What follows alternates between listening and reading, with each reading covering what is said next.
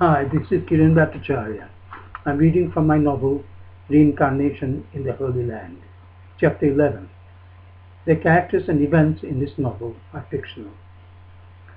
The soothing tune of Mozart's piano concerto fills him with delight. He's still in the taxi, but very close to home. It's me. Ojo's voice sounds distant and unfriendly. The entire morning I've been trying to contact you. My phone messed me up. This damn mobile company and their effing bureaucracy. God, I've never known such stupidity in all my life. Anyway, I'm sorry about yesterday. I was in a bad mood. If you thought I was insulting your girlfriend, I wasn't. My apologies to her and to you. You don't have to apologize for that. You are my friend. You have a right to criticize me. Why don't we meet for a chat this evening? Where shall we meet?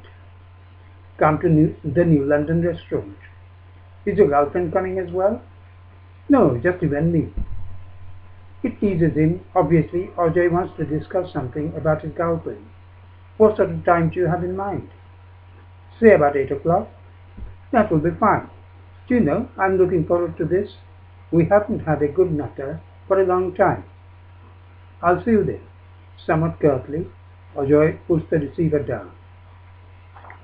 It's hot and sultry evening when he gets out of the metro station in Esplanade. The New London restaurant is a short walk from here. The pavement is absolutely chock-a-block with people of various classes, denominations and origins. Rich and poor, Hindus, Muslims, Sikhs and Christians, Bengalis, Madrasis, Punjabis and UP wallahs pushing and shoving one another and competing with the street vendors for an inch of space. Owing to renovation work going on at the corner of S. and Banerjee Road, and with the pavement barricaded, it is well nigh impossible for anyone to get through the roadblock. Crossing the road here is a hazardous business because of the pedestrians trying to beat the barricades with various innovative means. Not used to the Calcutta traffic or zigzagging between the oncoming cars and lorries, he finds the threat to life and limb quite harrowing. The New London restaurant is situated under the Grand Hotel, passing through a long portico of Victorian colonnades stretching a few hundred yards with innumerable shops of different varieties vying for business. The comparatively narrow entrance of the New London restaurant is easy to miss. For a newcomer to the city who isn't au fait with the geographical position of Calcutta's various landmarks, the entire place is a mass of confusion. He moves from one end of the Grand Hotel to the other, trying to locate the entrance to the restaurant. After searching for quite a while, success greets him in the shape of two swing doors, firmly shut, to prevent the heat from the street rushing into the restaurant and unsettling his beer-drinking clientele. The darkness inside, compared to the dazzling street lights in Chowringhee, blinds him for a few moments before he regains his bearings. Ajay isn't already waiting there. This he ensures by walking right to the end of the restaurant. Shunning the air-conditioned upstairs where the ceiling is low and the atmosphere a little stifling, he installs himself downstairs, surrounded by the decor of bygone days with the fans whirring above. Enshrined in its past glory, the place is a legacy of the British Raj and lies uneasily with the 21st century India of Congresswallas, BJPs, Marxists and software whiz-kids. The waiter promptly brings a bottle of Kingfisher, pours it into a glass and then respectfully places the brew on the table. The cold beer soothes his thirsty gullet. To while away the time, he observes his fellow drinkers with certain curiosity, because he is still on a learning curve. In a way he is Indian, but not quite so. He doesn't possess the easy confidence of a Calcuttan. Time passes slowly.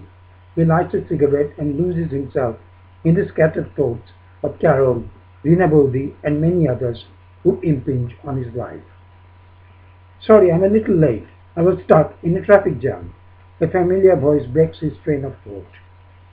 Ajay calls a waiter and asks him to bring a bottle of beer and then picks up the menu. What would you like to eat? I'll settle for fish chow mein. Ajay asks the waiter to bring 2 fish chow mein. The two friends look at each other without the slightest hint of friendliness. How is Shona? She's okay. I suppose as okay as possible under the circumstances. Ajay frowns disapprovingly. I want to talk to you about something else. Ajay's tone of voice baffles him. It's not the apology or excuse that he had been expecting, but more the voice of an accuser. What do you have in mind? Schumann came to see me this morning. Schumann? What for? He doesn't try to stifle his annoyance. He's a little concerned about you. What do you mean? Rina Bodhi isn't keeping well. She has all kinds of ailments and she's 60. What are you talking about? Your behavior is upsetting them. There's no reason for her to be upset. I don't live with them anymore. Understand that you have chopped down an old mango tree. You know, she was fond of that tree. All these years, she has been used to a certain layout of the garden, and now you are changing everything. Good Lord, are they complaining to you about an old mango tree? He screams. It's my father's house, for heaven's sake. I've as much right to the place as they have. Well, you live in England, don't you? So in a way, you don't really belong to Calcutta. Ajay, you are a friend from my university days, he pleads. You know my family, and you know me. It's not unreasonable for me to have a place of my own in Korea, is it? You earn your money in sterling, you have a house in England, you are a rich man. Rina Bodhi doesn't have much, does she? If you really want to live in Calcutta, why don't you buy a posh apartment in Mandeville Gardens or even in Salt Lake? What's the point of spending money in Korea and not settling your relatives? Though fuming inside, he tries to maintain a calm demeanor. I'm willing to listen to your criticism, but I have a right to that place, my birthright. If my father wanted to give it to me, he would have done so. That's not the point. Ajay wears the face of a rational man. You know the battle of Kurukshetra. After a long absence, when the Pandavas returned to Hastinapur and demanded their share of the kingdom, Duryodhana was having none of it. But was he right? It's not a question of right or wrong. In that battle they lost all their relatives and half the population of India. At least justice was done. It was a Pyrrhic victory. That's the way of the world. Why don't you reach some kind of accommodation with Rina Bodhi? Ajay takes on the mantle of peacemaker. What do you have in mind? You have money? You could get a 1,000 square feet apartment in Mandeville Gardens for 25 lakhs. Sorry, mate, that ain't going to happen. If you see Schumann again, make it clear to him that I have no intention of leaving the entire property to them. Had I not been married to Carol, I would have returned to Calcutta 35 years ago. They should thank their lucky stars that for 35 years they didn't have to share the property with me. They had now finished their meal. I have to go, he gets up. The workmen will be coming to my house first thing in the morning. So you aren't going to change your mind? The answer is an emphatic no, and I sincerely hope our friendship isn't destroyed by your overwhelming sympathy for Rina Bodhi. He opens his wallet to pay the bill, but Ajay stops him.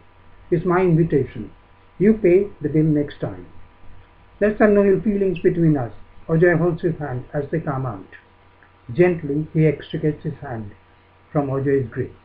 Inside he is fuming with such bitterness that maintaining a modicum of civility is beyond him right now.